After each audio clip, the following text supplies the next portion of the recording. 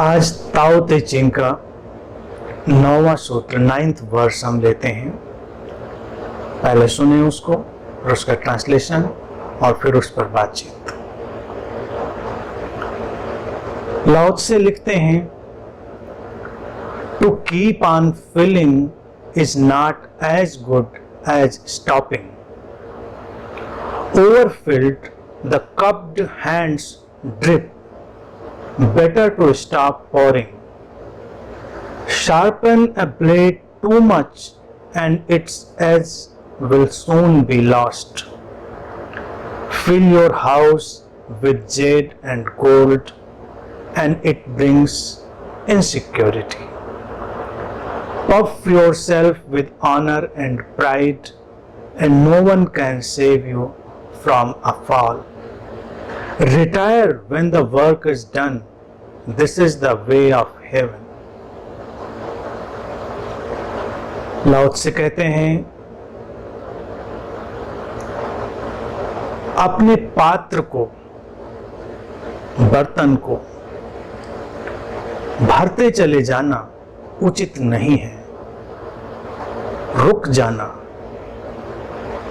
श्रेयस्कर है। जब हम अपने प्याले को आवश्यकता से ज्यादा भर देते हैं तो बिखरने लगता है।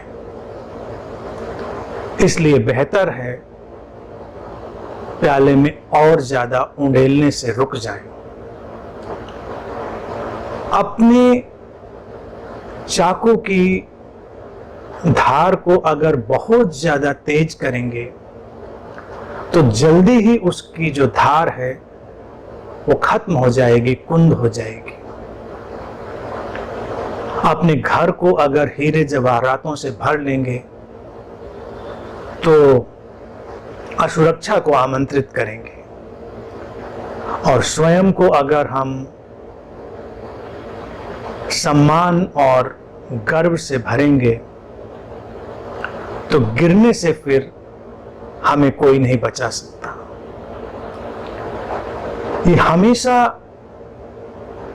उचित और श्रेयस्कर है कि जब कार्य पूरा हो तो हम उससे हट जाएं। यही स्वर्ग का मार्ग है।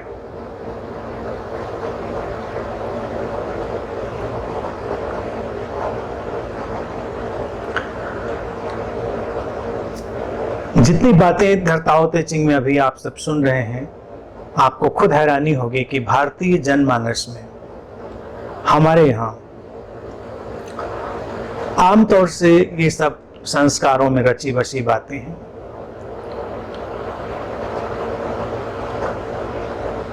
To keep on filling is not as good as stopping. भरते चले जाना उचित नहीं है, ठहरना है, रुक जाना है। आज के जो सारे सूत्र हैं वो एक तरह से देखा जाए हमें बेहतर जीवन कैसे जिया जाए इसकी ओर इशारा करने वाले हैं। इसीलिए इसका शीर्षक दिया है स्वर्ग का मार्ग, वे टू हेवन। मनुष्य की समस्या क्या है आज के तारीख में अगर हम देखें? भरना, भरना और भरना। हमने जो समाज बनाया है, हमने जो ये परिवेश निर्मित किया है, जो शिक्षा का ढांचा हमने खड़ा किया है, उसमें हम व्यक्ति को भरना ही सिखाते हैं। अपने पात्र को, बर्तन को, अर्थात अपनी जिंदगी को भरते जाओ, भरते जाओ। और इस भरने की दौड़ में व्यक्ति का क्या हश्र होता है वो आज के इस मानवीय परिदृश्य को देखकर हम अच्छे से समझ सकते हैं। लाओ त्से कहते हैं कि रुकना उचित है, लगातार भरते चले जाना उचित नहीं है, कभी तो ठहरेंगे।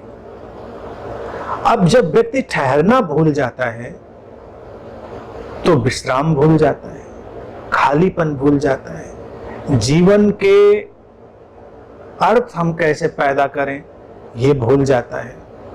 और ये यात्रा, ये जो ढंग है भरने का, व्यक्ति को अवसाद में डालता है, निराशा में डालता है और उसे अनेक अनेक रूपों में तोड़ता है।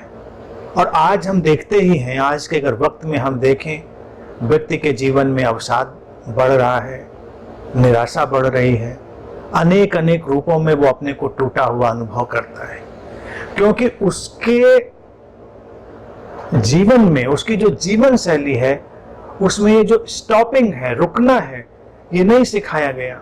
रुकना संयम है, सम्यक मार्ग है। बुद्ध ने जब सम्यक मार्ग की इतनी चर्चा करी तो यूं ही तो नहीं करी थी। सम्यक मार्ग हमें अपनाना है, संतुलित। और भारत में हम एक बात पर बहुत ज्यादा जोर देते रहे हैं, संयम। लेकिन आज के वक्त में संयम शब्द ही थोड़ा निंदित हो गया है। लोगों को लगता है संयम क्यों, हमको तो भागते जाना है, दौड़ते जाना है, हमको तो सब कुछ पा लेना है, हमको तो पूरी धरती पर काबिज हो जाना है। कोई तो एक बिंदु होगा जब हमको रुकने की जरूरत महसूस होनी चाहिए, वो हमको नहीं आता। हमको केवल दौड़ना आता है, भागना आता है और हमको रुकना नहीं आता। इससे जीवन में बहुत बहुत विपत्तियां खड़ी होती हैं। यहां तक कि आज के दौर में, हम जिस महामारी के दौर में हैं, पैंडेमिक के एज में हैं, और हम चारों तरफ ये जो ठहरा ठहरा सा वक्त देख रहे हैं, ये हमारे उस भागते चले जाने का ही नतीजा तो है। उदाहरण के लिए देखें कि प्रकृति ने ही ठहरा दिया है, परिस्थितियों ने ठहरा दिया है, परिस्थितियों ने रोक दिया है, अन्यथा हम तो रुकने वाले नहीं थे।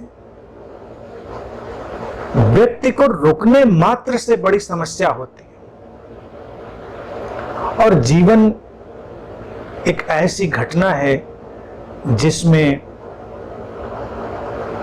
चलना भी जरूरी है, रुकना भी जरूरी है। कई बार मुझे लगता है कि जीवन को समझने के लिए किसी बड़े शास्त्र की जरूरत नहीं है, और सचमुच में नहीं है। कोई भी किताब बाहर से आए, इंसान ही रचता है, उसमें खामियां होना लाजिमी है। तो कहीं किसी किताब से कोई जीवन की शैली सिखाए, ये तो कभी भी संभव नहीं हो सकता। हम अपने ही जीवन को देखें, पत्ते पत्ते पर यहाँ वेद लिखा है, गीता लिखी है, कुरान पुराण लिखे हैं, कण कण में जीवन का नर्तन है, हर जगह जीवन का निर्देशन है। हमारे इस जीवन की संरचना भी ऐसी ही बनाई है प्रकृति ने। सुबह उठते हैं, रात में सोते हैं, विश्राम करते हैं। तो सोना भी जरूरी है, जगना भी जरूरी है। कोई ये पकड़ ले कि नहीं, हम तो रात में नहीं ठहरेंगे, नहीं सोएंगे भाई, चलना ज्यादा कीमती है, रुकेंगे क्यों हम जगते जाएंगे और जागते चले जाने का अंतिम परिणाम विक्षिप्तता है, पागल। जिस तरह से बिना सोए जागते रह जाने का परिणाम, अंतिम परिणाम बीमारियां और विक्षिप्तता है, इसी तरह अपने को बिना ठहरे भरते चले जाने का अंतिम परिणाम भी विक्षिप्तता और बीमारियां हैं। बीमारियां शरीर की और मन की, दोनों। जीवन ऐसे ही संतुलन में है, सम्यकत्व में है, जहां हम दोनों चीजें सीखते हैं। अति में नहीं जाना है, अति में जाएंगे तो समस्याएं खड़ी होंगी, और हम अति की तरफ भाग रहे हैं। अति की तरफ भागना किसी भी रूप में हो, वो जीवन को नुकसान पहुंचाता है। अपने घर को भी अगर हम देखें, अगर हम भरने का ही ठान लें तो घर रहने लायक नहीं रह जाएगा।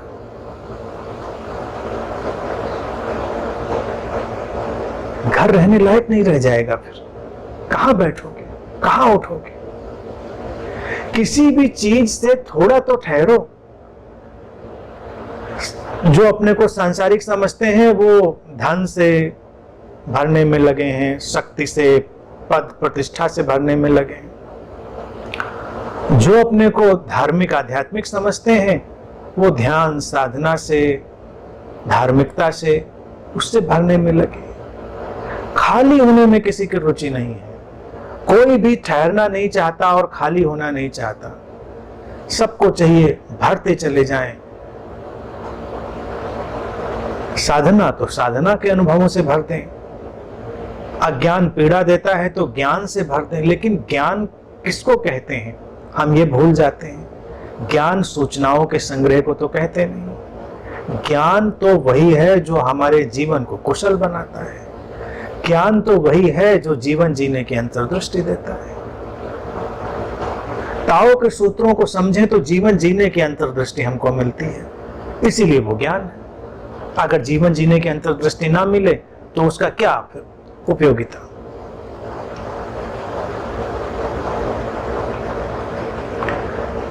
लाओ से कहते ओवरफिल द कप्ड हैंड्स ड्रिप। जब ज्यादा भर दिया जाता है प्याले को तो वो छलकने लगता है, बिखरने लगता है। Better to stop pouring. उसमें थोड़ा जो उड़ेलना है उसको रोकना, बंद कर देना बेहतर है। भरते चले जाना, भरते चले जाना। किसी भी चीज से ज्यादा भरेंगे बिखरने लगेगा। जिंदगी में किसी भी चीज की अति बुरी हो जाती। अति सर्वत्र वर्जयेत, ये आपने सुना ही होगा। भारत के जनमानस में ये सब बातें रची बसी हैं, मैं बार बार कहता हूं। यहां तक कि प्रेम सुंदर है, लेकिन अगर तुम प्रेम की ही अति कर दो तो प्रेम के बिखरने में भी देर नहीं लगती। प्रेम शाश्वत वही होता है, ठहरता वही है जो अंतर्दृष्टि संपन्न है, जो सम्यक संतुलन को जानता है। लेकिन जिसे हम प्रेम जानते हैं वो एक भावनात्मक फैलाव है, सुंदर है। और जब हम प्रेम की अति कर देते हैं तो अक्सर हम देखेंगे कि प्रेम बिखर जाता है, संबंध टूट जाते हैं, खत्म हो जाते हैं। नहीं लगता ऐसा? कई बार ऐसे लोगों को तुम देखोगे जिनकी लगेगा कि बहुत गहरी मित्रता है, लेकिन वो इतनी गहरी हो जाती है कि एक दिन टूट जाती है।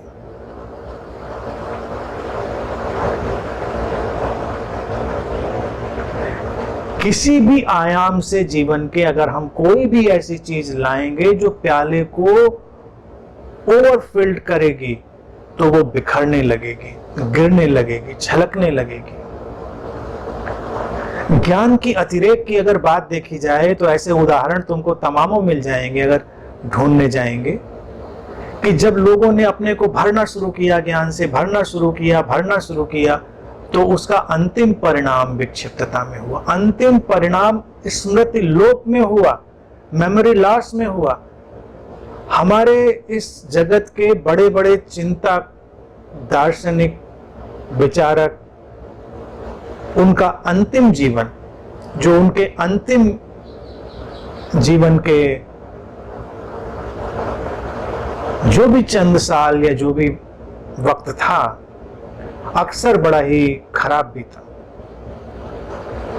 कोई विक्षिप्त हो गया, किसी की मेमोरी चली गई। अब सोचिए कोई ज्ञान भर रहा था अपने अंदर और एक दिन जाकर उसकी मेमोरी चली जाए, वो ऐसे ही ब्लैंक सा घर में टहले, तो क्या हम इसको उचित मानेंगे? हमारे लिए ये क्या चुनने योग्य होगा? तो हम तो यही कहेंगे कि हम कम ज्ञान में काम चला लेंगे, लेकिन जीवन तो ठीक चलना चाहिए, जीवन तो सुंदर चलना चाहिए। रहे होंगे आप ज्ञानी, लेकिन आज जो हालात हैं वो हालात ठीक नहीं है। तो ज्ञान हो, प्रेम हो, कोई भी चीज हो, और पदार्थ और वस्तुओं का जगत तो है ही है जिसको हम देख रहे हैं। पदार्थों और वस्तुओं के जगत में तो वो चीज लागू ही है कि आप दौड़ते जाएं और एक दिन आएगा कि सब ठहरेगा, सब रुकेगा। तो इसलिए आज के वक्त में हमको एक शब्द और धूल से झाड़ पोंछ कर निकाल कर सम्मान की जगह पर रखना चाहिए, वो है संयम। संयम का अर्थ दमन नहीं होता, रिप्रेशन नहीं है। संयम का अर्थ होता है समझ। संयम का अर्थ होता है संतुलित होना जीवन का। तो कभी जो पौर करना है, डालना है, उड़ेलना है, उसको रुकना पड़ता है, उसको रोकना पड़ता है, और वहीं पर आता है संयम, संयम की जीवन शैली। थोड़ा ठहरे, भागते ही ना चले जाएं। अगर धन के पीछे लगे हैं तो धन का कुछ उपयोग करें, सदुपयोग करें, धन से जीवन को सुंदर बनाएं। सुंदर बनाएंगे तो ठहरेंगे। भागते चले जाएंगे तो बस केवल धन को पैदा करने की एक मशीन में बदल के रह जाएंगे। धन का उपयोग ही हम जीवन जीने के लिए करते हैं। तो धन का पहलू हो, संबंधों का पहलू हो, इन सब पहलुओं में कभी कभी उड़ेलना बंद कर देना पड़ता है, नहीं तो बिखरने लगता है। संग साथ उसमें थोड़ा ठहरिए। खलील जिब्रान जैसे लिखते हैं प्रॉफिट में, let there be spaces between your togetherness. अपने साथ के बीच में अंतराल रहने दो, थोड़ा गैप रहने दो, थोड़ा खालीपन रहने दो, नहीं तो साथ काम नहीं आएगा। इसी पहला जो कुछ पंक्तियां हैं, इन्हीं पंक्तियों को खलील जिब्रान ने सुंदर ढंग से लिखा है।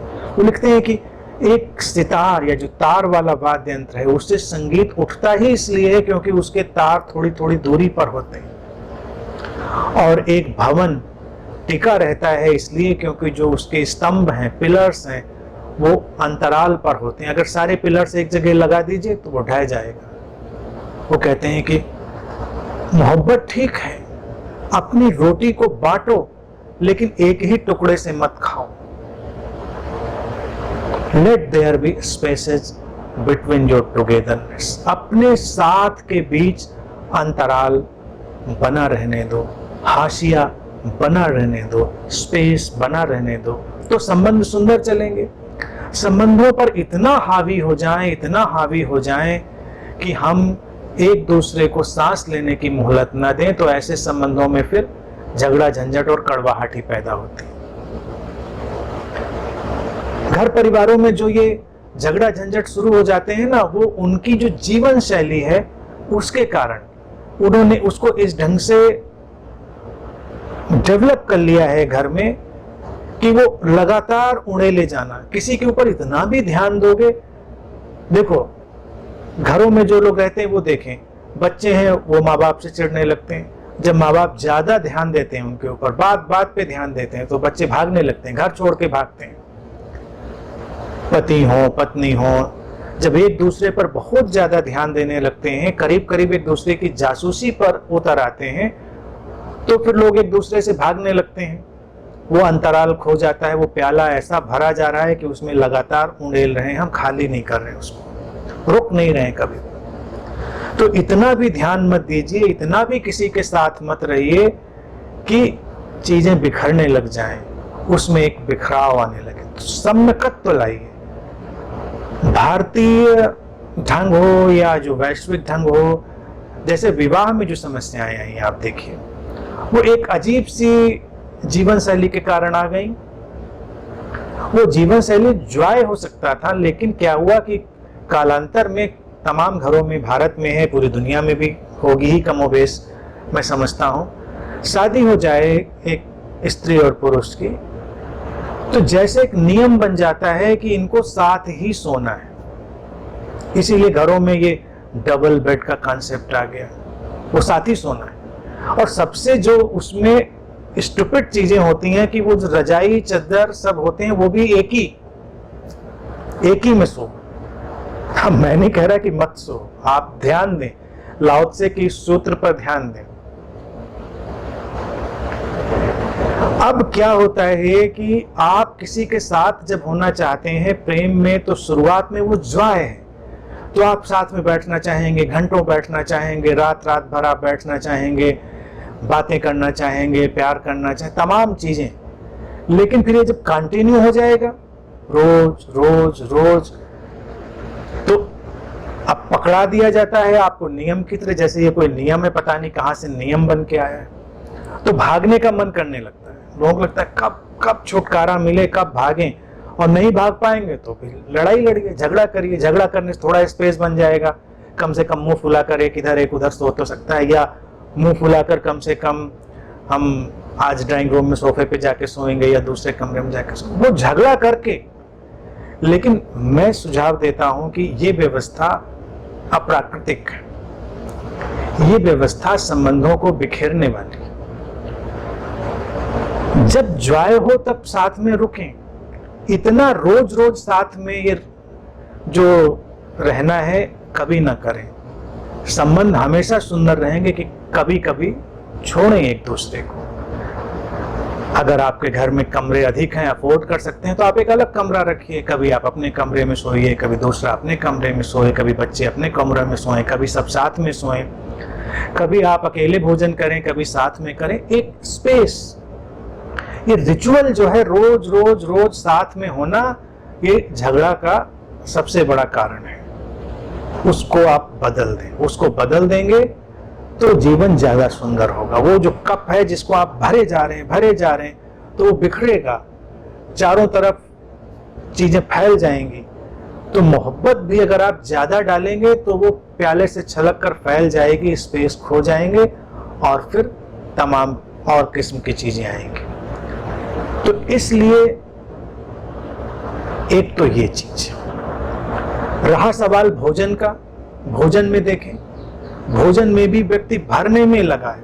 आज अगर आप सारे डाइट एक्सपर्ट से पूछें तो वो आपको स्वस्थ रहने का एक ही मंत्र बताएंगे कि आप उतना खाएं जो भूख से थोड़ा कम हो। आपको भूख लगी है तो भोजन करें, स्वस्थ, जो भी आपके शरीर को स्वस्थ बनाने वाला भोजन है, चाहे वो आपको अच्छा स्वाद देने वाला भोजन है, लेकिन थोड़ा ठहरें। जब तक आपका पेट भरकर फूलने ना लग जाए वहां तक उसमें ना डालें, रुक जाएं। तो जो लोग भोजन में ये संयम साध लेते हैं, ये सम्यकत्व ले आते हैं कि अपने पेट को भी उतना नहीं भरते हैं कि उनको कभी लगे कि ओवर ईटिंग हो गई, ज्यादा खा लिया, कितना भी अच्छा भोजन हो, रुक जाएं, रुक जाएंगे, हमेशा स्वस्थ बने रहेंगे। तो इसीलिए वो कहता है कि रुक जाना हमेशा ज्यादा श्रेयस्कर है भरे चले जाने से। आप जीवन के किसी भी पक्ष पर इस बात को लगाएंगे तो आपको बिल्कुल व्यवहारिक नजर आएगी। ये बिल्कुल व्यवहारिक चीज है। इस व्यवहारिकता को, यानी कि ये जो विजडम है, जितनी स्पिरिचुअल है उतनी ही प्रैक्टिकल है, प्रैग्मेटिक है, व्यवहारिक है। और जो समझ व्यवहारिक ना हो उसका कोई उपयोग नहीं, ये पूरी तरह व्यवहारिक है। तो हर जगह रुकना पड़ेगा। इसीलिए देखिए, एक संतुलन अपनी ध्यान साधना का भी लाना था। पहले के वक्त में ध्यान साधना को लेकर भी लोगों ने अतिवादी रुख अपनाया। कोई है जो घर परिवार छोड़कर चला जाएगा, कोई है जो सोचेगा कि हम तो जाएंगे ही नहीं, अभी बुढ़े हो जाएं पहले, अभी ये सब निपटा लें तब हम इधर की तरफ ध्यान देंगे। तो दो अतियां हमने निर्मित करी।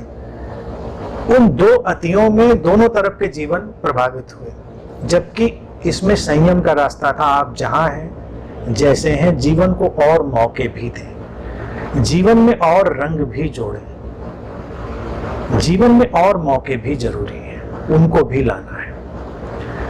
तो ध्यान साधना भी चलेगी और आपका जो व्यवहारिक जीवन है वो भी चलेगा। संगठित धर्मों की तरफ अगर जाएं तो तुम देखोगे क्या है कि पूजा प्रार्थना को, ध्यान साधना को उन्होंने एक मिलिट्री आयोजन बना दिया है, सैन्य अभियान बना दिया है। कैसे बना दिया है ये मिलिट्री एक्सपेडिशन, सैन्य अभियान? चले जाना है, ऐसे ही करना है, ऐसे ही करना। अब ये हो गया उस पात्र को भरे चले जाना। आप पूजा प्रार्थना करते हैं, कभी कभी मत करिए, कभी कभी कुछ दिन शांति से बैठिए, कुछ मत करिए, और कभी फिर पूरे जोश से फिर लौटिए। जीवन में ये जो ढंग है यही जरूरी है। अपने प्याले को, अपने जीवन के प्याले को हमेशा गौर से देखते रहें। जब लगे कि कुछ अति पर जा रहा है तो बस रुक जाए, ठहर जाए। अति की तरफ सुख न तलाशें, अति की तरफ दुख नहीं मिलेगा। अगर तुम सुख की तलाश में अति पर जाने लगोगे तो फिर दुख को आमंत्रित करने लगोगे। तो सुख की तलाश में बहुत अति ना पैदा करें, अतियों से बचें। अतियों से बचेंगे तो जीवन में ये सम्यकत्व आएगा। पहला ये जो शुरुआत लाओ से कर रहे हैं वो ये बात कह रहे हैं। आगे लिखते हैं कि sharpen blade too much and its edge will soon be lost. तुम्हारा चाकू है, तलवार है, ब्लेड है, उसकी जो धार है उसको तुम बहुत ज्यादा अगर शार्प बनाते जाओ तो उसकी धार एक दिन खत्म हो जाएगी, मिट जाएगी।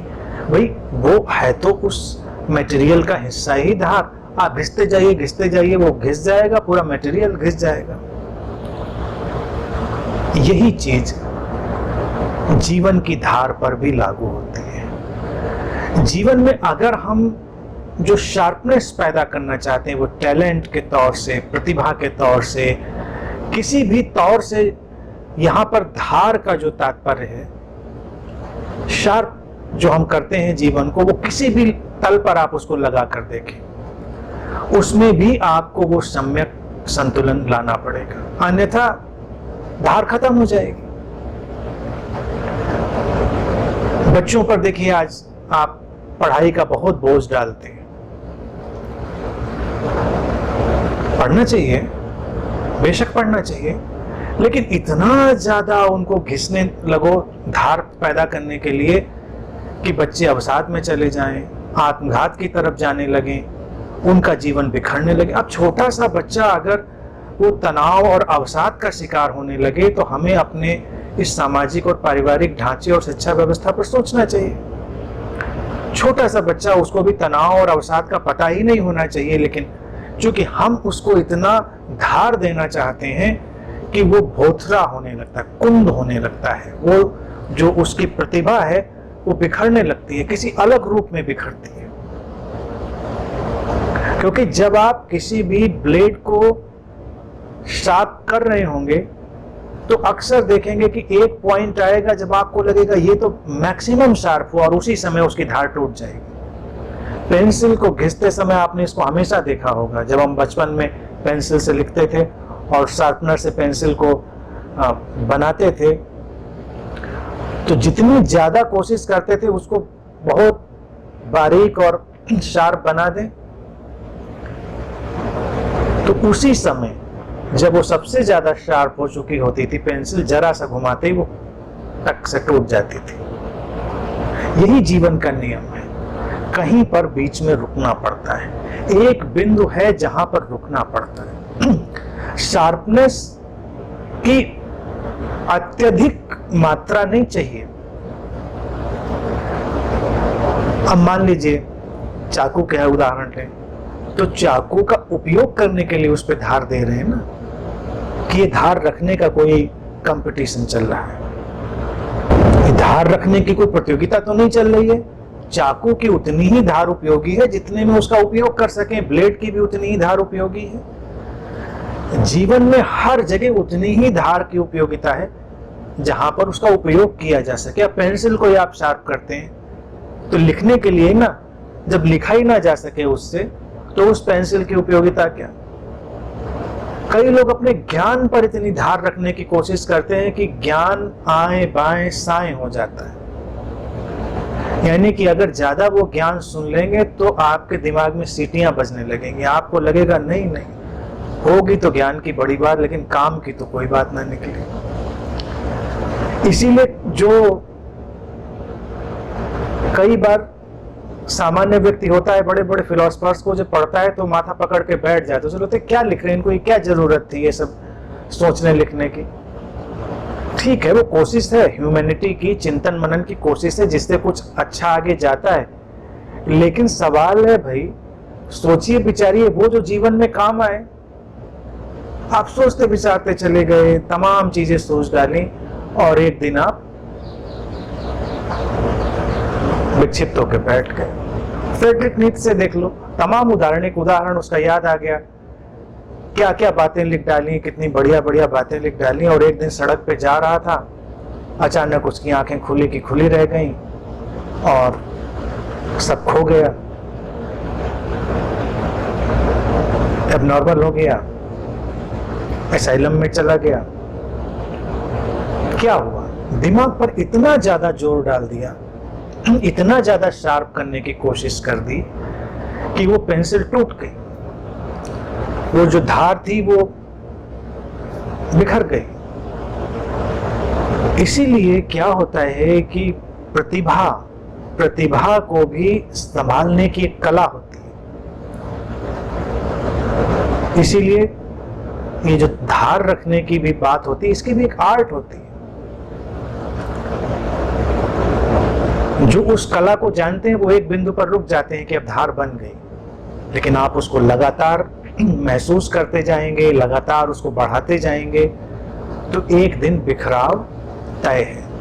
तो जीवन में जो भी ये धार देने की प्रक्रिया है या उसको शार्प बनाने की जो हम कोशिशें करते हैं, वहां पर एक बिंदु पर आपको रुकना पड़ेगा।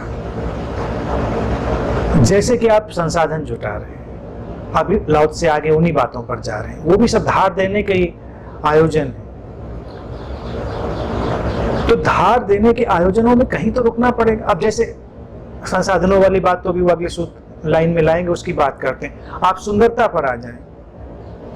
प्रकृति ने आपको सुंदर बनाया है, प्रकृति ने सबको सुंदर बनाया है। सुंदर देखने की दृष्टि को विकसित करें, ये ज्यादा ताओ के निकट होगा, प्रज्ञा के निकट होगा, ना कि सुंदरता को निर्मित करें, क्राफ्ट करें। अब आप क्राफ्ट करिए सुंदरता को, यानी कि आप उस धार को और बनाने की कोशिश करिए। बाजार ने, समाज ने तय कर दिया कि सुंदरता का ये नॉर्म है, आप उसको बनाने लगे। कितना तो सामान आ रहा है, आपके सौंदर्य प्रसाधनों का सामान है, बोटॉक्स जैसी चीजें हैं जिसमें रिंकल्स नहीं आएंगी, पसीना नहीं निकलेगा, वो भी जहर है। उसके आगे कॉस्मेटिक सर्जरी भी है। तुमने सुना ही होगा कि कई जो ऐसे ब्यूटी इंडस्ट्री में रहने वाले जो लोग हैं, खासतौर से एक आध महिलाओं के किस्से तो मैंने पढ़े ही थे, जिन्होंने इतनी ज्यादा कॉस्मेटिक सर्जरी अपने चेहरे पे करा ली कि चेहरा ही बिगड़ गया, चेहरा ही खराब हो गया। क्योंकि कॉस्मेटिक सर्जरी तो है कृत्रिम ना। अब आपको लग रहा था कि ये नाक थोड़ी और शार्प होती, थोड़ी, अब ये शार्पनेस, ब्लेड की शार्पनेस से नाक की शार्पनेस तक चली आई। अब हम भी कमाल के लोग हैं, मतलब ब्लेड की शार्पनेस से नाक की शार्पनेस तक खींच के ले जाते हैं चीज को। और पता चलता है एक दिन वो घिसते घिसते वो कॉस्मेटिक सर्जन ही कहता है इससे ज्यादा शार्प नहीं कर सकते हैं, नहीं तो नाक ही टूट जाएगी या कुछ और गड़बड़ हो जाएगा। किसी ने कहा कि जो होंठ है ये ऐसे होने चाहिए, तो कॉस्मेटिक सर्जरी में हमने उनको वैसा बनाने की कोशिश करी। बेहतर तो ये होता है जैसे होंठ हैं उनमें सौंदर्य ढूंढने की कोशिश करिए, देखिए। और होठों का सौंदर्य आता है होठों की सरलता से, होठों का सौंदर्य आता है होठों की निश्चल मुस्कान से, होठों का सौंदर्य आता है कुछ प्रेमपूर्ण वचनों को बोलने से, न कि कोई कॉस्मेटिक सर्जरी कराइए। कराते कराते एक दिन पता चला आपके होंठ चल ही नहीं रहे, आप खाने पीने लायक नहीं रह गए। तो ये जो ज्यादा धार पैदा करने की कोशिश है, इनकी भी पूरी इंडस्ट्री आज पैदा हो गई, बाजार पैदा हो गया। लाओत्से के समय ये बात नहीं होगी कि इसका एक दिन बाजार भी पैदा होगा, आज उसका बाजार पैदा, हर चीज को शार्प करना है। आपकी इमेज दाएं बाएं जा रही है। पहले के वक्त में इंसान मेहनत करता था अपने को अच्छा बनाने की, सुधारने के। आज आप इमेज मेकओवर एजेंसी के पास जाइए, उसको हायर करिए, उसको पेमेंट करिए, वो इमेज मेकओवर एजेंसी आपकी इमेज गढ़ने का काम कर देगी।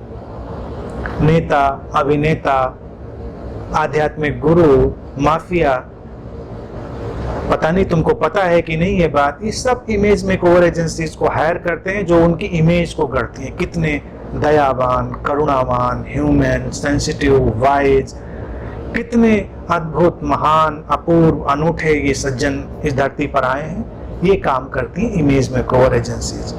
और उसके पीछे पीछे पलता रहता है अवसाद, उसके पीछे पीछे पलती रहती है निराशा, और उसके पीछे पीछे पलता रहता है ये ड्रग्स, ये नशा और ये आत्मघात की तरफ बढ़ता हुआ सारा जीवन का ढांचा।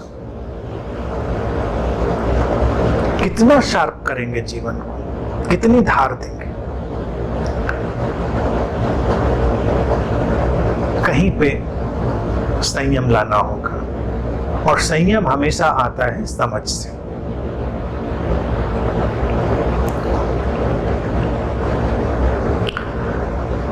आगे लाओ से लिखते हैं कि fill your house with jade and gold and it brings insecurity। सामान्य सी बात, वो कहते हैं अपने घर को हीरे जवाहरातों से भर लो और तुम असुरक्षा को आमंत्रित कर लोगे। क्योंकि सबसे सुरक्षित तो व्यक्ति वही जिसके पास सुरक्षित करने के लिए कुछ है नहीं, बचाने के लिए कुछ है नहीं। इसीलिए तो जो गरीब लोग हैं वो चैन की नींद सो जाते हैं, आराम से सो जाते हैं। बचाने के लिए कुछ है नहीं, आज का भोजन कर लिया, कल की कल देखी जाएगी। लेकिन जब हीरे जवाहरात से भरने की बात लाओ से कह रहे हैं, ये अतिरिक्त जो धन है उसको जुटाने की, धन की भी एक सीमा होती है। वो धन जो उपयोगिता में आए, जो प्रैक्टिकल हो।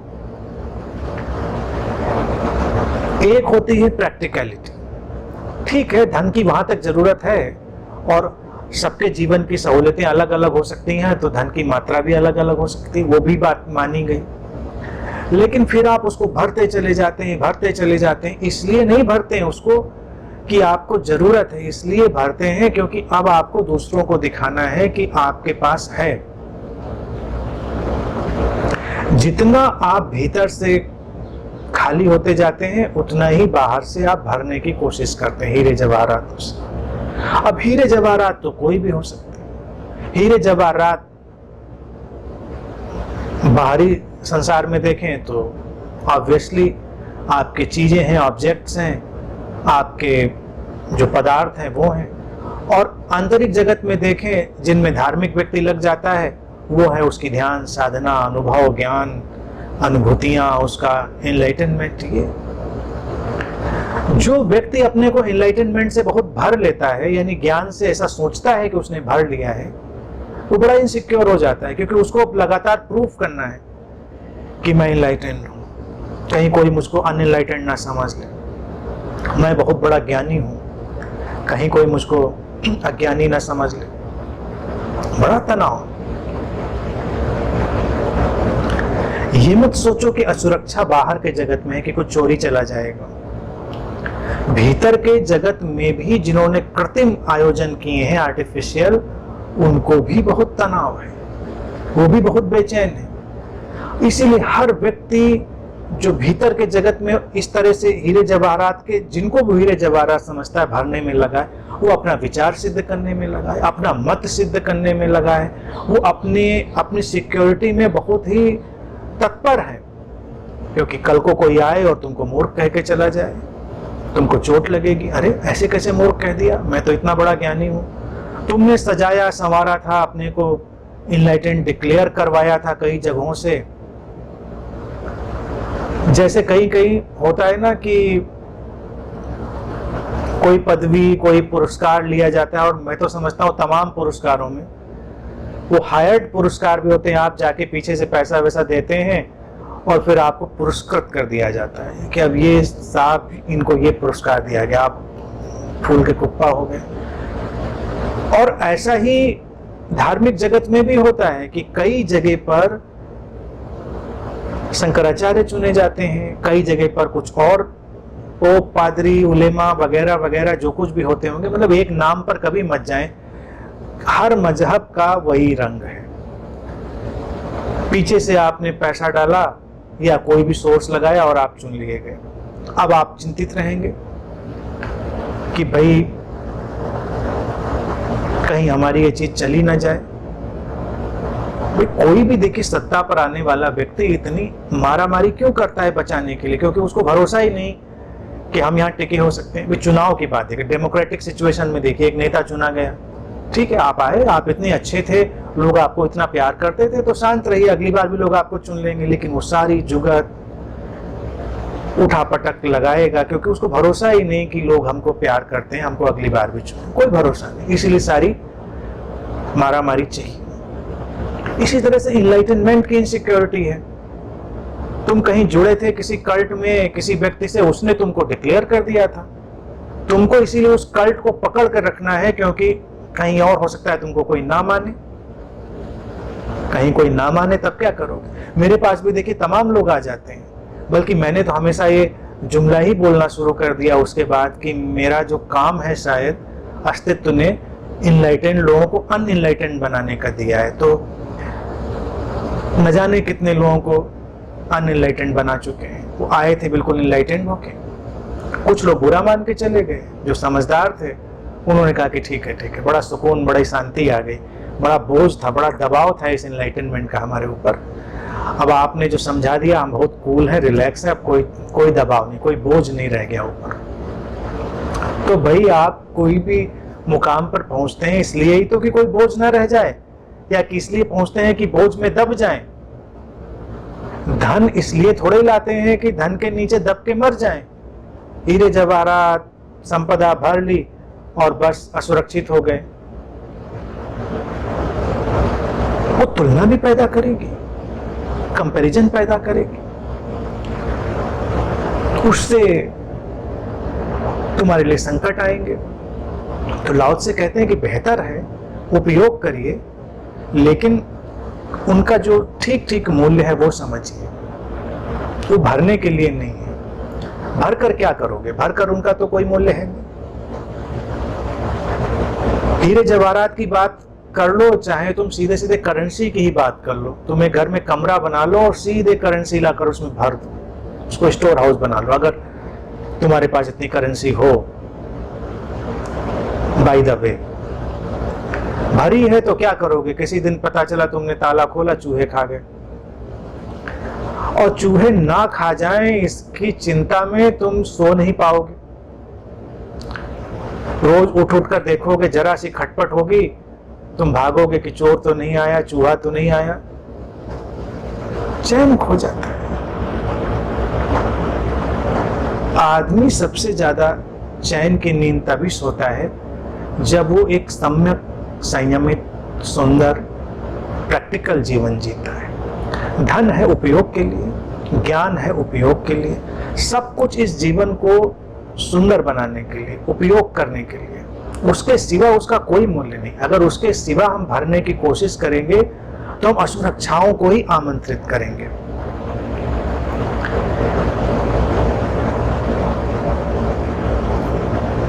अब वो पहलू देखिए अलग है, जब ये है कि तुमने सामग्री इकट्ठा की तो चोरी डकैती के भी वाकये हो सकते हैं। लेकिन मैंने प्रैक्टिकली ये चीज देखी है कि चोरी डकैती के वाकये वहां नहीं होते जहां लोगों की पकड़ नहीं है उन सब पदार्थों पर। जिनकी पकड़ बहुत ज्यादा है तो अस्तित्व थोड़ी पकड़ उनसे ढीली करवा देता है।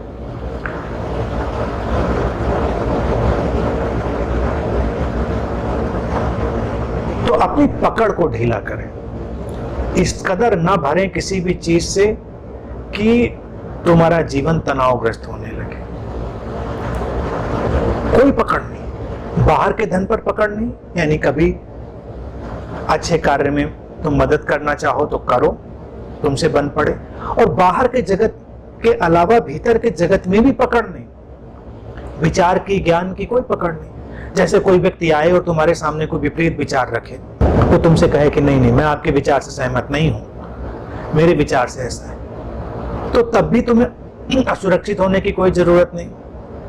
उतनी गुंजाइश तुम रख सकते हो, तुमको हाँ ठीक है, हो सकता है, कोई जरूरत नहीं सहमत होने की, तुम्हारा विचार भी ठीक हो सकता है।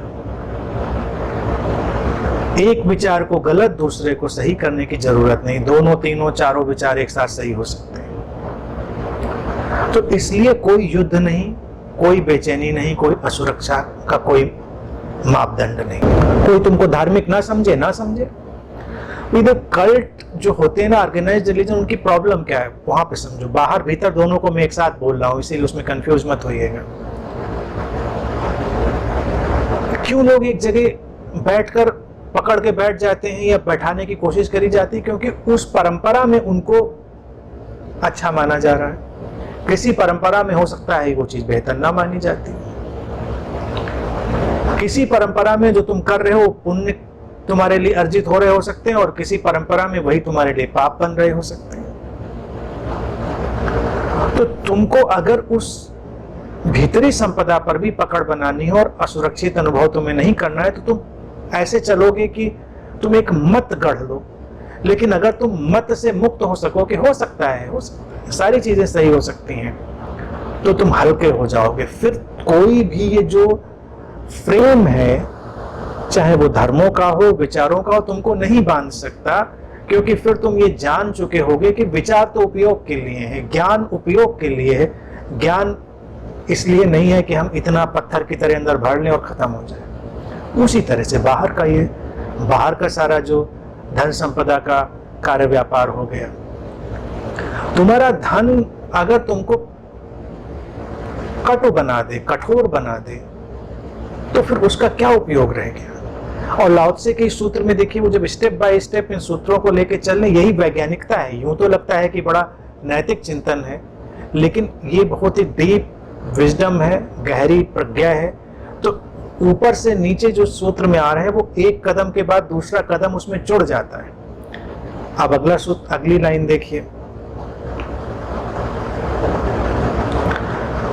अगली लाइन वो कहते हैं, puff yourself with honor and pride and no one can save you from a fall। अपने को सम्मान और गर्व से भरिए, तो फिर तुम्हें कोई भी गिरने से नहीं बचा पाएगा। अब इसके बाद जब ये धन संपदा आ गई, ज्ञान ध्यान सिद्धि और सब आ गया तुम्हारे पास, तो अगला कदम फिर यही आना है कि जो तुम प्राइड अपने अंदर निर्मित करोगे। तुम अपने अंदर एक ऐसा भाव निर्मित करोगे कि तुम सचमुच में कुछ हो। ऑनर एंड प्राइड, ऑनर आए तुम्हारी तरफ, लोग तुम्हें सम्मानित करें, ये चाह पैदा होगी। और समाज से सम्मान मिलता है कई बार बाय डिफॉल्ट, तो लगता है लोगों को कि ये उचित चल रहा है तो यही करना चाहिए। जैसे अभी देखिए, चूंकि हम पदार्थों और धन पर बहुत आसक्त रहते हैं, तो आपके आसपास कोई धनी व्यक्ति हो जाए तो लोग बस यूं ही उसको सम्मान की दृष्टि से देखने लगते हैं कि वह बड़ा आदमी है। बड़ा तो होगा वो अपने आचरण से, बड़ा होगा कोई व्यक्ति अपने जो भी उसकी जीवन की शैली है उससे। तुम्हारे पास पदार्थ क्या है, तुम्हारी नाक कैसी है, इससे तो तुम बड़े नहीं हो जाते। बड़ा वही आदमी है जो कड़ा नहीं है, जो अड़ा नहीं है, जो सड़ा नहीं है, वही बड़ा है। तुम्हारी पकड़ तुमको तीनों काम करा देती है, अड़ा देती है, सड़ा देती है, और कड़े तो तुम कठोर हो ही जाते हो। मसल्स तक पुष्ट हो जाती हैं।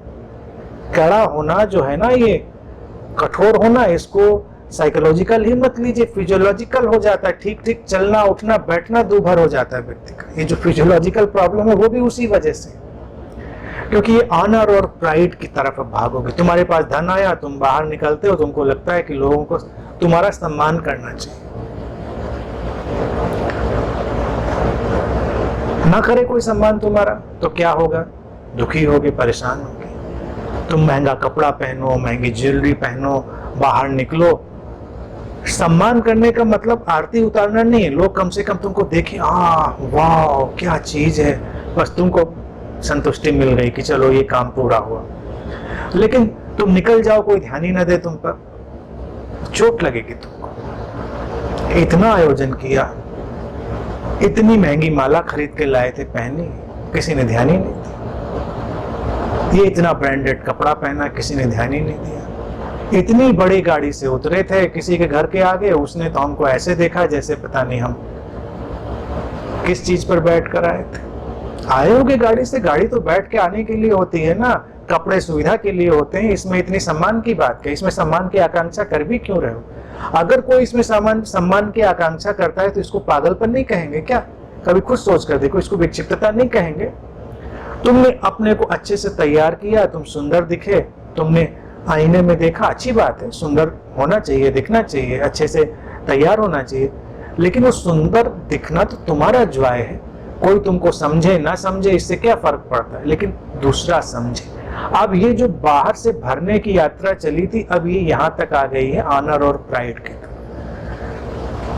पफ करना, वो कह रहे फूल जाना, गुब्बारे की तरह फूल जाएंगे आप।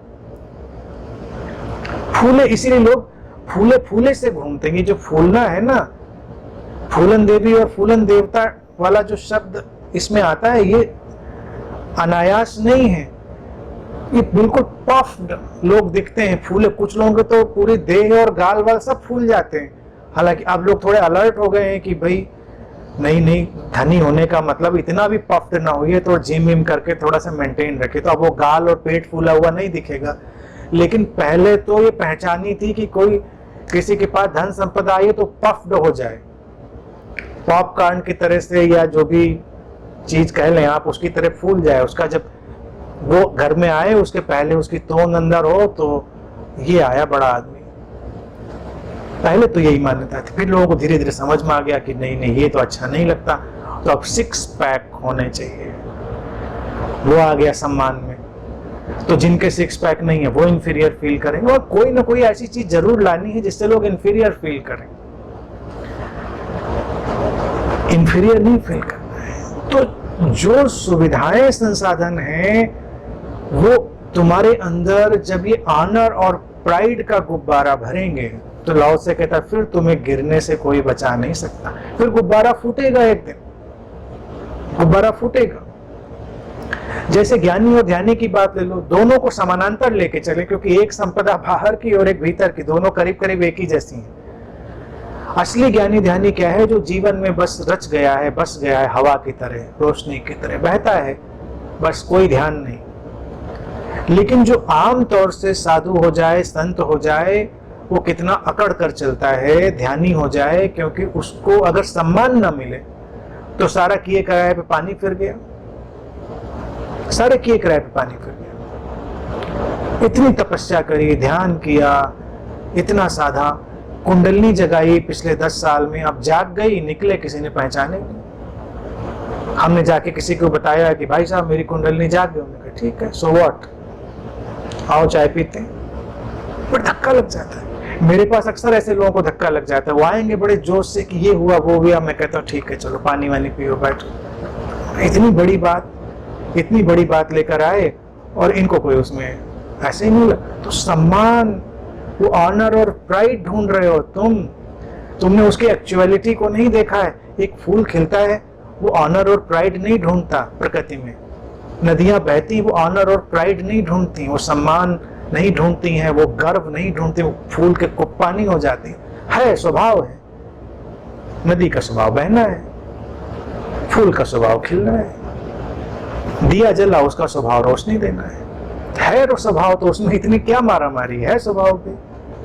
तुम ध्यानी हुए, शांति तुम्हारे जीवन में उतरी, स्वभाव है, तुम शांत हो गए, प्रसन्न हो गए। इसमें ऑनर और ढूंढने की, सम्मान ढूंढने की जरूरत क्या है, और इतने प्राइड में जाने की जरूरत क्या है? न गर्व से भर गए कि अब हम हो गए शांत।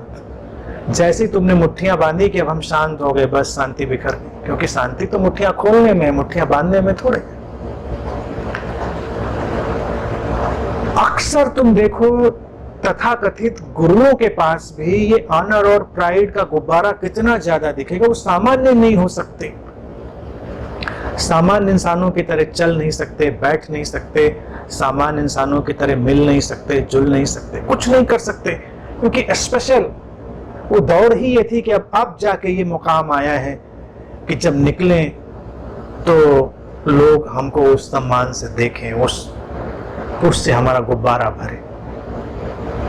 तुम तमाम तथाकथित गुरुओं के अभी हाल भी देख रहे होगे कि जेल की हवा खा रहे पड़े, और जब स्टेज पे चलते थे तो कैसा सीना तान के चलते थे, तो आगे सीना आगे, और ईश्वर को भी चुनौती देने लगते थे कि भाई हमने कह दिया सो कह दिया। कई बार तुम्हारी बातें होने लग जाती हैं, भाई तुम एक ऐसे रास्ते पर चल रहे हो, अस्तित्व तो रिस्पॉन्स कर देता है, तुमने कहा कि जाओ सब बेहतर होगा, अच्छा होगा, अच्छा हो गया।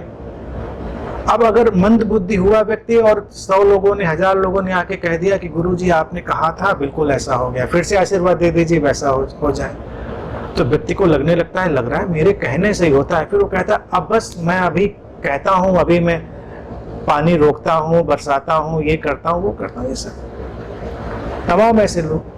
हमारे पास एक सज्जन आते थे, वो कहते थे कि आई एम सोल चार्जर, मैं लोगों की मेरे पास आते हैं, मतलब वो गुरु ही थे, अब और कहीं होंगे, उनकी प्रतिभा तो निश्चित ही यही थी कि कोई बड़ा आश्रम बना के बैठे होंगे। जो इस तरह के लोग होते हैं पूरी तरह से यकीन किया जा सकता है कोई बड़ा आश्रम बना के जरूर बैठे होंगे, क्योंकि उसके लिए धन फन तो यही चाहिए। कहते लोगों की सोल को चार्जिंग पे लगा देता हूँ, रात भर चार्ज करता हूँ। हमने कहा चलिए मोबाइल चार्जर, सोल चार्जर। और एक अभी बाबा जी बीच में थे, तुमने देखा होगा, लव चार्जर थे। I am the love charger, उनका गाना ही, वो रॉक स्टार हो गए थे, गाना गाते थे I am the love charger. तो अब पता नहीं कहाँ तिहाड़ विहाड़ में कहीं वो लव चार्ज कर रहे हैं। उन्होंने बड़ा तामझाम तो बना ही लिया था। तो जब ये ऑनर और प्राइड की तरफ भागोगे तो ये सब तो बिल्कुल बेशक तुम्हारे रास्ते में ये सब आना ही है, लेकिन जितना गुब्बारा फूलता जाएगा, जितना गुब्बारा फूलता जाएगा, लाओ से कहता है फिर तुमको गिरने से कोई बचा नहीं सकता, उसमें सुई चुभेगी ही। इसीलिए संत की एक ही पहचान है, ह्यूमिलिटी, विनम्रता। संत की यही पहचान है कि वो संत पहचाना जाए इसकी भी कोई चाह नहीं है। तुम उसको असंत कहो, वो कहेगा ठीक ही कहते हो, उसको कोई चाह नहीं किसी के गहनों में गूंथा जाए, अस्तित्व में सिरमौर बनाया जाए। संत वही जो हम्बल हो सके, ह्यूमिलिटी को ला सके। जीवन में भी वही व्यक्ति सुखी हो सकता है जो इस ह्यूमिलिटी को ला सके। पहले के सूत्र की तरफ लौटे, भरे होंगे तुमने हीरे जवाहरात, भरा होगा तुमने ज्ञान ध्यान सिद्धियां अपने भीतर, लेकिन अगर तुम्हारा जीवन विनम्रता के रंगों में रचा बसा है तो तुम शांत होगे, तुम्हारा जीवन मधुर होगा, सुंदर होगा। नहीं तो ये गुब्बारा एक दिन फूटेगा। वो गुब्बारा कैसे फूटेगा, वो कैसे डाउनफॉल होगा, कोई नहीं जानता, लेकिन वो तय है कि वो होगा। जिस दिन तुमको ये लगने लगे कि लोगों को तुम्हारा सम्मान करना चाहिए कि तुम कुछ ऐसे मुकाम पर पहुंच गए हो, उस दिन सावधान हो जाए। जिस दिन तुम्हें लगने लगे कि कुछ तुमने ऐसा पा लिया है कि दूसरों ने नहीं पाया है, सावधान हो जाए। और तुम देखो, क्या ये तमाम तथाकथित आध्यात्मिक लोगों को नहीं लगता कि मैंने कुछ ऐसा पा लिया है कि किसी के पास। इसीलिए गुरु लोग कितनी हे दृष्टि से बात करते हैं कि तुम कहाँ नरक के कीड़े, पापी या ज्ञानी भटक रहे हो, ये सब सांसारिकता में, भोग विलास में लिप्त होते हुए, और मुझे देखो मैं दिव्यता में, अलौकिकता में, अद्वैत में ठहरा हुआ। उनकी निगाहें, उनकी बातें देखो, उनकी बातों में एक ऐसा दर्प होता है, एक ऐसा गर्व होता है, और वो बिखरता है।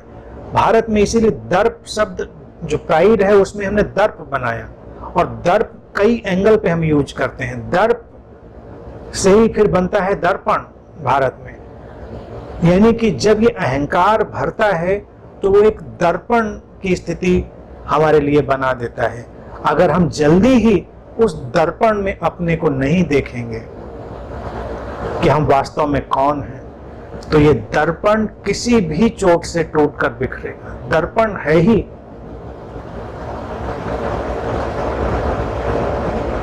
कितना मुश्किल है पत्थर के बीच आईना रखना। तो ये जो जब दर्प आ जाता, आईना बन जाता है, तो कितना मुश्किल हो जाता है उसको इस जिंदगी के पथरीले सफर में रख पाना। उसका टूटना, बस अब टूटा तब टूटा, ऐसा हो जाता है। तो उससे बचे, जल्दी ही सतर्क हो जाएं। पहले सूत्र से अभी तक याद रखेंगे, एक एक कदम दर कदम लाओ से सावधान कर रहे हैं। वो कह रहे हैं कि भाई अगर तुम चलते ही रहे इस तरह से तो तुम गिरोगे, और क्यों गिरना है, जीवन में संभल कर चलो। अब आगे देखिए, अंतिम बात, retire when the work is done, this is the way of haven. अब ये जो उसको फिनिश कर रहे हैं वो अंतिम बात, retire when the work is done, जब कार्य पूरा हो जाए तो विदा ले लें। यही स्वर्ग का मार्ग है। अभी अगर बातें नहीं समझेंगे, कब भरते जाएंगे, अपने को भरते जाएंगे और ऑनर और प्राइड के पीछे भागेंगे, दर्प के पीछे भागेंगे, अहंकार के पीछे, सम्मान के पीछे, तो वो नर्क का रास्ता है। उसके विपरीत समझ को लेकर चलेंगे, वो स्वर्ग का मार्ग है। कार्य पूरा हो जाए तो उससे हट जाएं, इसका तात्पर्य क्या होगा? अकर्ता में प्रवेश कर जाए। तुम करने वाले नहीं हो, इस प्रज्ञा को जान जाए। अभी तक जो धागा चला आ रहा था वो यही था कि तुमको ये बात पकड़े हुए थी कि शायद तुम करने वाले हो तो तुम कर लोगे और तुमने ही किया होगा, तो वो सारी अड़चन थी। अब लाओ से कह रहे हैं कि अब यहां पर इस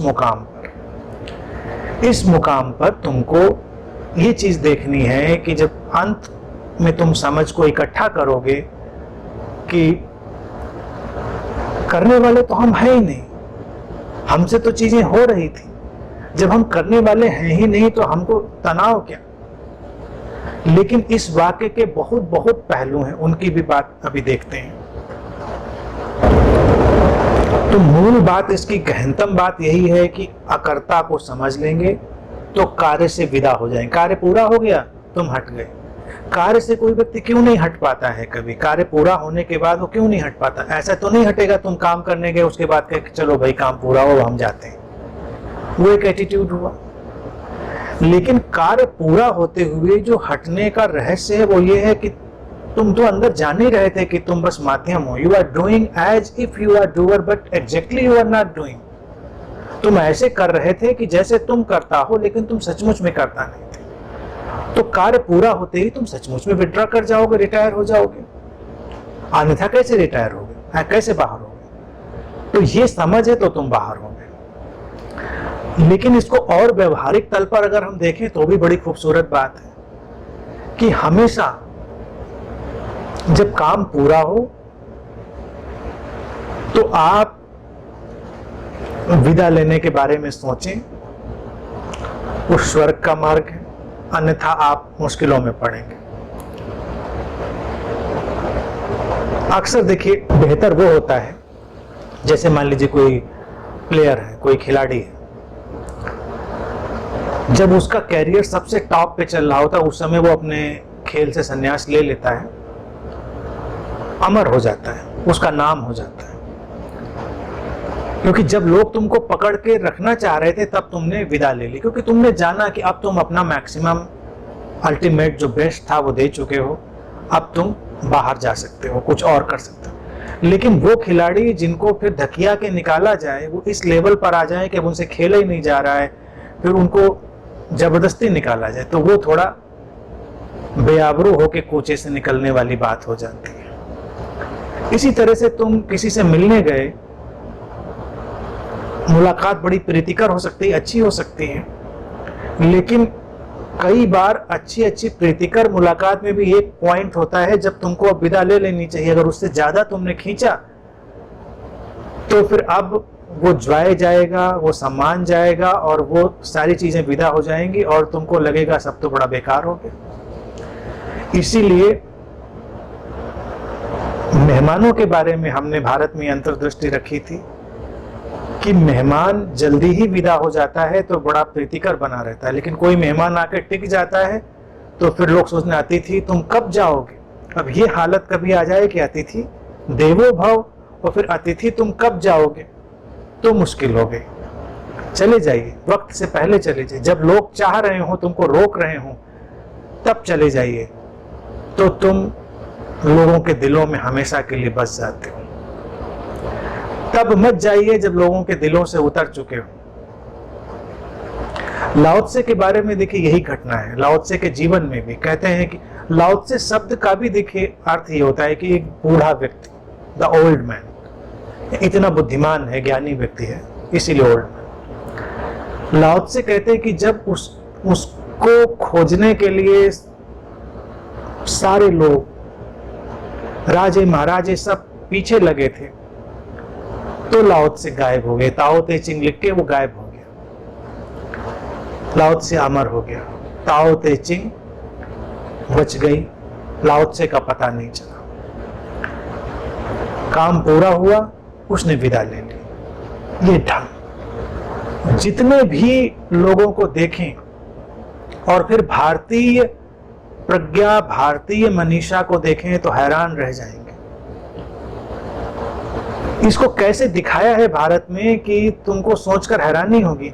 हमने भगवान राम को दिखाया, उनका एक उद्देश्य है, काम है, आए, काम पूरा हुआ और फिर राम विदा ले लेते। वो ना जाते तो कौन रोकता था उनको, राम को जाने से कौन रोकता था। फिर भारत में हम कहते हैं कि भाई प्रभु राम तो अवतार है, वो तो जब तक चाहे रह सकते थे, लेकिन एक काम था, विशेष काम था, पूरा किया, वो कहते हैं अब विदा चाहिए, शरीर में प्रवेश कर जाते हैं। हमने कृष्ण को दिखाया, एक विशेष काम था, पूरा हुआ, विदा ले ली, चले गए, माध्यम बन गए, एक तीर को माध्यम बना लिया, चले गए। कौन तीर मार सकता था उनको? हमने जैसा उनको दिखाया है, उनको तीर मारने की क्या जरूरत थी, कोई नहीं मारता।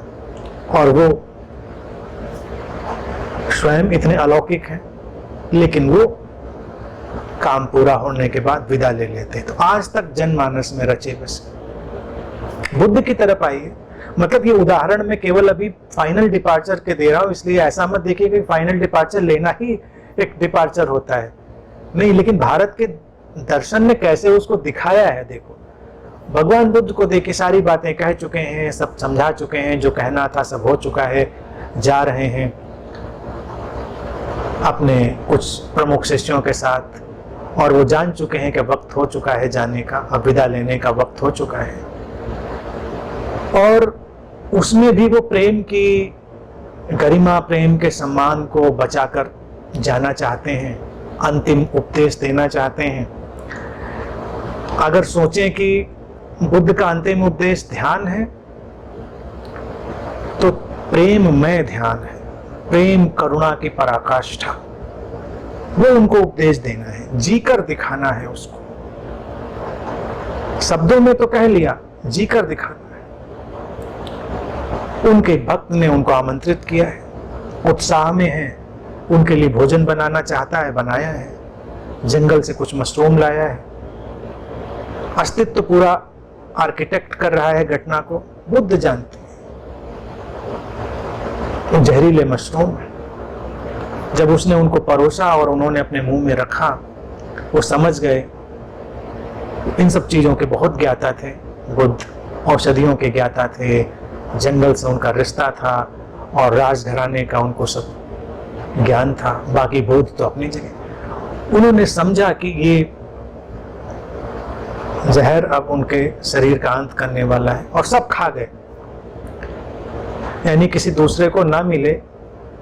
और फिर उन्होंने अपने प्रमुख शिष्यों से कहा कि देखो, ऐसा है कि ये मशरूम जहरीले थे, मैंने खा लिए हैं और मेरी मृत्यु अब निकट है। लेकिन इस व्यक्ति ने, ये मुझे इतना प्रेम करता, इतने प्रेम से उत्साह से इसने बनाया था। इसके पास तो कुछ था नहीं, धन संपदा। हमने तो तमाम जगहों पर भोजन किया, तमाम राजे महाराजे उनके यहाँ भोजन किया, लेकिन इसका भोजन अंतिम भोजन है, इसका सम्मान होना चाहिए। इसके प्रेम को देखें, इस कभी इसके ऊपर आरोप ना आए कि इसने उनको जहरीला मशरूम खिला दिया इसलिए वो मर गए। तो बुद्ध क्या कहते हैं, उनका देखिए, ये उनके सब डिवाइसेज होते हैं, क्लेवर ढंग होते हैं चीज़ों को प्रेजेंट करने। कहते हैं कि मेरे जीवन में दो ही भोजन सबसे महत्वपूर्ण होंगे। एक मेरी माँ ने जब मुझे पहले भोजन कराया, और एक ये जो अंतिम भोजन मैंने किया। और वो विदा ले लेते हैं।